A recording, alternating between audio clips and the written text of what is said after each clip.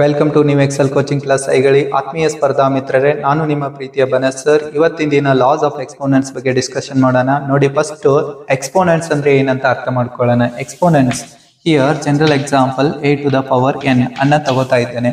Okay, ಇದರಲ್ಲಿ a ಅಂದ್ರೆ ನಾವು ಏನಂತ ಕರಿತೀವಪ್ಪ ಅಂತಂದ್ರೆ ಬೇಸ್ ನಂಬರ್. a ಒಂದು ಆಧಾರ ಸಂಖ್ಯೆ ಅಂತ ಹೇಳ್ತೀವಿ. ಬೇಸ್ ನಂಬರ್ ಆಧಾರ ಸಂಖ್ಯೆ, ಬೇಸ್ ನಂಬರ್ ಆಧಾರ ಸಂಖ್ಯೆ. ಹಾಗೆ ಏನನ್ನ ಏನಂತ ಕರಿತೀವಿ ಅಂದ್ರೆ ಘಾತ ಸೂಚಿ ಅಂದ್ರೆ ಎಕ್ಸ್ಪೋನೆಂಟ್ಸ್ ಅಂತ ಹೇಳ್ತೀವಿ. ಅದನ್ನ ಎಕ್ಸ್ಪೋನೆಂಟ್ಸ್ ಅಂತ ಕರಿತೀವಿ. ಓಕೆ, ಇಲ್ಲಿ n ಏನ್ ಮಾಡ್ತದ ಅಂತಂದ್ರೆ ಆಧಾರ ಸಂಖ್ಯೆ ಗುಣಾಕಾರದಲ್ಲಿ ಎಷ್ಟು ಬಾರಿ ರಿಪೀಟ್ ಆಗಿದೆ ಅನ್ನೋದನ್ನ ತೋರಿಸ್ತದ. ಅಂದ್ರೆ it repeats n times in a multiplication ಅಂತ ಹೇಳ್ತೀವಿ. a repeats in a multiplication it self n times ಅಂತ ಹೇಳ್ತೀವಿ. ಅದೇ ತರ ಏನಾದ್ರೂ ಎಕ್ಸಾಂಪಲ್ ನೋಡ್ಬೋದಾದ್ರೆ, another example ನೋಡಿ, another example 2 to the power 4. It means 2 repeats in multiplication 4 times ಅಂತ ಹೇಳ್ತೀವಿ. 2 repeats in a multiplication 4 times ಅಂತ ಹೇಳ್ತೀವಿ. ಓಕೆ, another example ನೋಡೋದಾದ್ರೆ 3 to the power 5 ಅಂತ ಹೇಳ್ತಾ ಇದ್ದೇನೆ. ನೋಡಿ, 3 is a base number, 5 is a exponents ಅಂತ ಹೇಳ್ತೀವಿ. It means 3 repeats in multiplication 5 times ಅಂತ ಹೇಳ್ತೀವಿ. 3 repeats in a multiplication 5 times. Okay, ಇವಾಗ ನಮ್ಗೆ ಏನಂತ ಗೊತ್ತಾಯ್ತು, ಘಾತ ಸಂಖ್ಯೆ ಮತ್ತು ಘಾತ ಸೂಚಿ ಮತ್ತು ಆಧಾರ ಸೂಚಿ ಯಾವ್ದಂತ ಗೊತ್ತಾಯ್ತು. ಓಕೆ, ಇವಾಗ ಲಾಸ್ ಆಫ್ ಇಂಡೈಸಸ್, ಘಾತಾಂಕಗಳ ನಿಯಮಗಳನ್ನ ಅರ್ಥ ಮಾಡ್ಕೊಳ್ಳೋಣ ಒನ್ ಬೈ ಒನ್. ಓಕೆ, ಘಾತಾಂಕಗಳ ನಿಯಮಗಳಲ್ಲಿ ಮೊದಲನೇದು ಯಾವುದು ಬರುತ್ತೆಪ್ಪ ಅಂತಂದ್ರೆ a to the power m into a to the power n ಅಂತ ಬರುತ್ತೆ. ಓಕೆ, ಇದನ್ನ ಏನಂತ ಬರೀಬಹುದಂದ್ರೆ a to the power m plus n. a to the power m into a to the power n is equals a to the power m plus n ಅಂತ ಹೇಳ್ತೀವಿ. ಇದಕ್ಕೆ example ಅನ್ನ solve ಮಾಡೋಣ. ನೋಡಿ, example 2 to the power 3 into 2 to the power 5.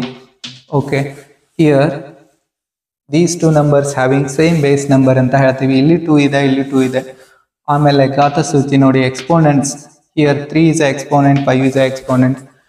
ಯಾವುದೇ ಎರಡು ಸಂಖ್ಯೆಗಳು ಅಥವಾ ಎರಡಕ್ಕಿಂತ ಹೆಚ್ಚು ಸಂಖ್ಯೆಗಳು ಆಧಾರ ಸಂಖ್ಯೆ ಒಂದೇ ಆಗಿದ್ದು ಘಾತ ಸೂಚಿಗಳು ಬೇರೆ ಬೇರೆ ಆಗಿದ್ರೆ ಮತ್ತು ಅವು ಪರಸ್ಪರ ಗುಣಾಕಾರದಲ್ಲಿದ್ದಾಗ ಅವುಗಳ ಘಾತ ಸೂಚಿಗಳನ್ನ ಏನ್ ಮಾಡ್ಬೋದು, ನಾವು ಕೂಡಿಸಬಹುದು ಅಂತ ಹೇಳ್ತೀವಿ. ಓಕೆ, ಹಾಗಾದ್ರೆ ಘಾತ ಸೂಚಿ ನೋಡಿ, 2 to the power 3 plus 5 ಅಂದ್ರೆ ಇವಾಗ 2 to the power 8 ಅಂತ ಹೇಳ್ತೀವಿ. ಇದು ಒಂದೇ ನಿಯಮನ ಯೂಸ್ ಮಾಡಿ ನಾವು ಈ ಪ್ರಾಬ್ಲಮ್ ಅನ್ನ ಸಾಲ್ವ್ ಮಾಡಿದೀವಿ ಅಂತ ಹೇಳ್ತೀವಿ. ಓಕೆ, ಅದೇ ತರ ಸೆಕೆಂಡ್ ಲಾ ಆಫ್ ಇಂಡೈಸಿಸ್ ನೋಡಿ, a to the power m divided by a to the power n. ಇದನ್ನ ಯಾವ ತರ ಬರಿತೀವಪ್ಪ ಅಂತಂದ್ರೆ a to the power m minus n ಅಂತ ಬರಿತೀವಿ. ಈ ನಿಯಮಕ್ಕೂ ಕೂಡ ಒಂದು ಉದಾಹರಣೆ ಬಿಡಿಸೋಣ. ನೋಡಿ, ಒಂದು ಎಕ್ಸಾಂಪಲ್, ಇಲ್ಲಿ example 3 to the power 5 divided by 3 to the power 3 ಅಂತ ಹೇಳ್ತಾ ಇದ್ದೀವಿ. 3 to the power 5 divided by 3 to the power 3 ಅಂತ ಹೇಳಿದೀವಿ. ಓಕೆ, ಸೇಮ್ ಬೇಸ್ ನಂಬರ್ ಇದಾವ ಮತ್ತು ಡಿಫ್ರೆಂಟ್ ಏನದಾವ, ಎಕ್ಸ್ಪೋನೆಂಟ್ಸ್ ಅನ್ನ ಹೊಂದಿದಾವ. ಇವುಗಳನ್ನ ಯಾವ ತರ ಬರೀಬಹುದು ಅಂದ್ರೆ 3 ಟು ದ ಪವರ್ 5 ಮೈನಸ್ 3 ಅಂತ ಬರೀಬಹುದು. Okay, 3 to the power 5 minus 3 it means 3 to the power 2 ಅಂತ ಹೇಳ್ತೀವಿ. 3 ಟು ದ ಪವರ್ 2 ಅಂತ ಹೇಳ್ತೀವಿ. ಓಕೆ, ಇದನ್ನೇ ನಾವು ಸಿಂಪ್ಲಿಫೈ ಮಾಡಿದ್ರೆ 3 ಅನ್ನ ನೋಡಿ, 3x ಸಲ ರಿಪೀಟ್ ಆಗಿದೆ ಅಂತ ಇನ್ನು ಮಲ್ಟಿಪ್ಲಿಕೇಶನ್ ಅಲ್ಲಿ 2 ಟೈಮ್ಸ್ ರಿಪೀಟ್ ಆಗಿದೆ ಅಂತ ಹೇಳ್ತದ. 3 ಇಂಟು 3 ಇಟ್ ಮೀನ್ಸ್ 3 3s 9 ಅಂತ ಹೇಳ್ತೀವಿ. ಓಕೆ, ಇವಾಗ ನೆಕ್ಸ್ಟ್ ನಾವೇನ್ ಮಾಡೋಣ ಅಂತಂದ್ರೆ ಥರ್ಡ್ ಲಾ ಆಫ್ ಇಂಡೈಸಸ್ ಅನ್ನ ಕಲಿಯೋಣ. ಥರ್ಡ್ ಲಾ ಆಫ್ ಇಂಡೈಸಸ್ ಯಾವ್ದಪ್ಪ ಅಂತಂದ್ರೆ ನೋಡಿ, A exponent having on exponent. ನೋಡಿ, ಆಲ್ರೆಡಿ ಒಂದು ಘಾತ ಸೂಚಿ ಇನ್ನೊಂದು ಘಾತ ಸೂಚಿಯನ್ನು ಹೊಂದಿದ್ರೆ ಆ ಘಾತ ಸೂಚಿಗಳನ್ನ ನಾವೇನ್ ಮಾಡ್ತೀವಿ ಅಂದ್ರೆ ಪರಸ್ಪರ ಗುಣಾಕಾರ ಮಾಡ್ತೀವಿ. ನೋಡಿ, a to the power m whole to the power n ಇತ್ತಂದ್ರ ಅದು ಏನಾಗುತ್ತೆ, a to the power m into n ಅಂತ ಹೇಳ್ತೀವಿ. a to the power m into n. Okay, ಇದಕ್ಕೆ ಎಕ್ಸಾಂಪಲ್ ಸಾಲ್ವ್ ಮಾಡೋಣ. ನೋಡಿ, ಇವಾಗ 3 to the power 5 whole to the power 4 ಅಂತ ಇದೆ ಅಂತ ಇಟ್ಕೊಳ್ಳಿ. ಓಕೆ, ಇಲ್ಲಿ ನೋಡಿ 3⁵ ಇದು ಆಲ್ರೆಡಿ ಒಂದು ಘಾತ ಸಂಖ್ಯೆ. ಆ ಘಾತ ಸಂಖ್ಯೆ ಇನ್ನೊಂದು ಘಾತ ಸೂಚಿಯನ್ನು ಹೊಂದಿದೆ. ಹಾಗಾದ್ರೆ ಆ ಘಾತ ಸೂಚಿಗಳನ್ನ ಏನ್ ಮಾಡೋದು, ಪರಸ್ಪರ ನಾವು ಗುಣಾಕಾರ ಮಾಡೋದು. 3⁵ ಇಂಟು 4 ಇಟ್ ಮೀನ್ಸ್ 3⁻20 ಅಂತ ಹೇಳ್ತೀವಿ. 4 5 20. ಓಕೆ, ಇವಾಗ ಥರ್ಡ್ ಲಾ ಆಫ್ ಇಂಡೈಸಸ್ ಅನ್ನ ಕಲ್ತೀವಿ. ಇನ್ನು ನೆಕ್ಸ್ಟ್ ಏನ್ ಮಾಡೋಣ ಅಂದ್ರೆ ಫೋರ್ತ್ ಲಾ ಆಫ್ ಇಂಡೈಸಸ್ ಅನ್ನ ನೋಡೋಣ. ಓಕೆ, ಘಾತಾಂಕಗಳ 4ನೇ ನಿಯಮವನ್ನ ನೋಡೋಣ.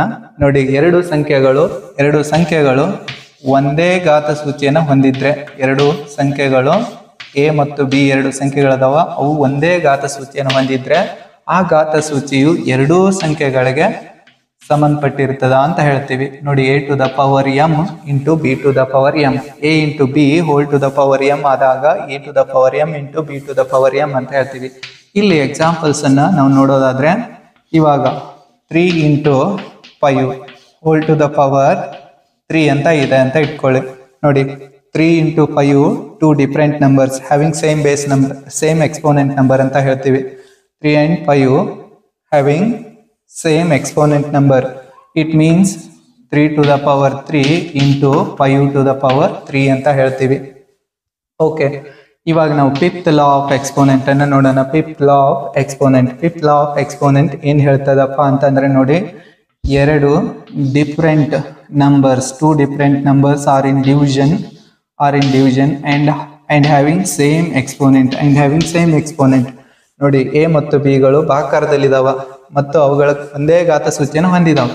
ಹಾಗಿದ್ರೆ a⁻m ಡಿವೈಡೆಡ್ ಬೈ b⁻m ಅಂತ ಹೇಳ್ತೀವಿ. ಓಕೆ, ಇವಾಗ ನೆಕ್ಸ್ಟ್ ಏನ್ ಮಾಡೋಣ, ಇದಕ್ಕೆ ಎಕ್ಸಾಂಪಲ್ ಅನ್ನ ನೋಡೋಣ. ಎಕ್ಸಾಂಪಲ್, ಇವಾಗ 2/3 ಹೋಲ್⁻5 ಅಂತ ಹೇಳ್ತೀನಿ.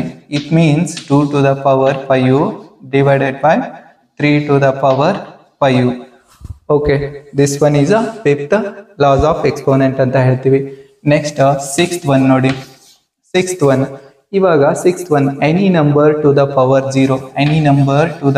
0 ಇಟ್ ಮೀನ್ಸ್ 1 ಅಂತ ಹೇಳ್ತೀವಿ. Any number two the power 0 means 1 ಅಂತ ಹೇಳ್ತೀವಿ. ಓಕೆ, ಹಾಗೆ ನಾವೇನ್ ಮಾಡೋಣ, ಸೆವೆಂತ್ ಒನ್ ಅನ್ನ ನೋಡೋಣ. Seventh one 1 to the power n, 1 is multiplied n times. It means 1 ಅಂತ ಹೇಳ್ತೀವಿ. 1 is multiplied n times, it means 1. Okay, next eighth law ನೋಡಿ. eighth law, ಇಲ್ಲಿ -1 is multiplied n times. n times it becomes -1 when if and only if n is odd number ಅಂತ ಹೇಳ್ತೀವಿ. if and only if n is odd. ನೋಡಿ, n ಅನ್ನೋದೊಂದು ಬೆಸ ಸಂಖ್ಯೆ ಆದಾಗ -1 to the power n ಅಂದ್ರ ಅದರ ಬೆಲೆ ಎಷ್ಟಾಗಿರ್ತದ, -1 ಆಗಿರ್ತದ. ಓಕೆ, ಅದೇ -1 to the power n ಅನ್ನೋದು +1 ಆಗಿರ್ತದ. ಯಾವಾಗ ಆಗಿರ್ತದ ಅಂದ್ರ if and only if n is even ಅಂತ ಹೇಳ್ತೀವಿ. if and only if n is even. ನೋಡಿ, n ಅನ್ನೋದೊಂದು ಸರಿ ಸಂಖ್ಯೆ ಆಗಿದಾಗ -1 to the power n ಅನ್ನೋದು +1 ಆಗುತ್ತೆ. ಅದೇ n ಅನ್ನೋದು ಬೆಸ ಸಂಖ್ಯೆ ಆದಾಗ -1 to the power n ಅನ್ನೋದು -1 ಆಗುತ್ತೆ ಅಂತ ಹೇಳ್ತೀವಿ. Okay, next ninth one. ಇಲ್ಲಿ ಈಗ a to the power -m ಇದೆ ಅಂತ ಇಟ್ಕೊಳ್ಳಿ. ಈಗ ಯಾವುದೇ ಒಂದು ಘಾತ ಸಂಖ್ಯೆ ನೋಡಿ, ಯಾವುದೇ ಒಂದು ಆಧಾರ ಸಂಖ್ಯೆ ನೆಗೆಟಿವ್ ಘಾತ ಸೂಚಿಯನ್ನು ಹೊಂದಿದೆ ಅಂದ್ರೆ ಅದನ್ನ ಪಾಸಿಟಿವ್ ಮಾಡ್ಕೋಬೇಕಾದ್ರ ಅವಾಗ ಆ ಘಾತ ಸೂಚಿಯನ್ನ ಛೇದದಲ್ಲಿ ಬರೆಯೋದು. a to the power -m is equals 1 divided by a to the power +m ಅಂತ ಹೇಳ್ತೀವಿ.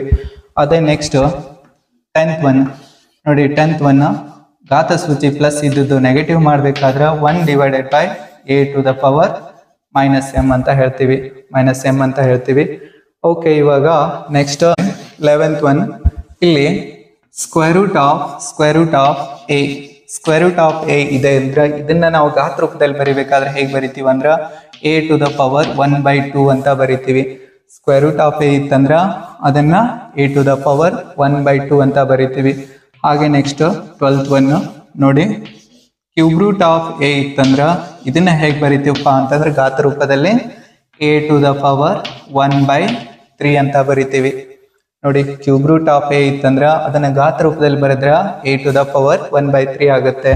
ನೆಕ್ಸ್ಟ್ 13th ಒನ್, ಅದೇ ಏನಾದ್ರೂ nth ರೂಟ್ ಆಫ್ a ಅಂತ ಇತ್ತಂದ್ರ, ಅದೇ nth ರೂಟ್ ಆಫ್ a ಅಂತ ಇತ್ತಂದ್ರೆ ಇದು ಏನಾಗುತ್ತೆ ಅಂದ್ರೆ a to the power 1/n ಆಗುತ್ತೆ. a to the power 1/n ಆಗುತ್ತೆ. ಇದೆಷ್ಟು ಘಾತಾಂಕಗಳ ನಿಯಮಗಳು ಅಂತ ಹೇಳ್ತೀನಿ. ಓಕೆ, ಈಗ ಕೆಲವೊಂದು ಪ್ರಶ್ನೆಗಳನ್ನ ಈ ಘಾತಾಂಕಗಳ ನಿಯಮಗಳ ಮೇಲೆ ಬಿಡಿಸೋಣ. ಓಕೆ, ಮೊದಲನೇದಾಗಿ ನೋಡಿ, ಇಲ್ಲಿ ಘಾತಾಂಕಗಳ ನಿಯಮಗಳನ್ನು ಉಪಯೋಗಿಸಿ ಕೆಲವೊಂದು ಪ್ರಶ್ನೆಗಳನ್ನು ಬಿಡಿಸೋಣ.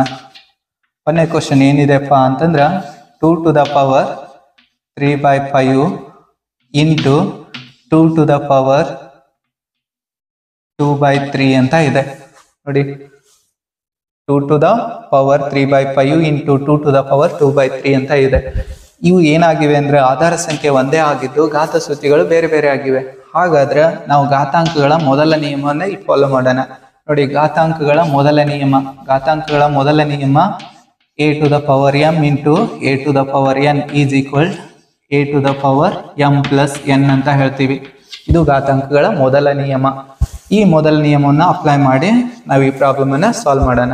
ಓಕೆ, 2 ಟು ದ ಪವರ್, ನೋಡಿ ಆಧಾರ ಸಂಖ್ಯೆನ ಫಸ್ಟ್ ಬರ್ಕೊಳ್ಳೋದು, ಘಾತ ಸೂಚಿಗಳನ್ನ ಆಡ್ ಮಾಡ್ಕೊಳ್ಳೋದು. 2 ಟು ದ ಪವರ್ 3/5 ಪ್ಲಸ್ 2/3 ಅಂತ ಹೇಳ್ತೀವಿ. Okay, next 2 to the power, ಇಲ್ಲಿ ಇವು ಏನಾಗಿವೆ ಭಿನ್ನರಾಶಿಗಳಿವೆ. ನೋಡಿ, ಛೇದಗಳು ಸಮ ಇದ್ರೆ ಕೂಡಿಸಬಹುದಾಗಿತ್ತು, ಛೇದಗಳು ಸಮ ಇಲ್ಲ, ಹಾಗಾಗಿ ಓರೆ ಗುಣಾಕಾರ ಮಾಡೋಣ. 3 ಗುಣಾಕಾರ ಮಾಡಿದ್ರೆ 3 3 9 ಪ್ಲಸ್ 5 2 10 ಅಂತ ಹೇಳ್ತೀವಿ. ಡಿವೈಡೆಡ್ ಬೈ 5 ಇಂಟು 3 ಅಂತ ಹೇಳ್ತೀವಿ. ಓಕೆ, ಇದರ ಅರ್ಥ ಇವಾಗ 2 ಟು ದ ಪವರ್ 9 ಪ್ಲಸ್ 10 ಅಂದ್ರೆ 19. ನೋಡಿ, 5 3 15 ಅಂತ ಹೇಳ್ತೀವಿ. ಇದು ಕೊಟ್ಟಂತ ಸಂಖ್ಯೆಯ ಸಿಂಪ್ಲೆಸ್ಟ್ ಫಾರ್ಮ್ ಅಂತ ಹೇಳ್ತೀವಿ.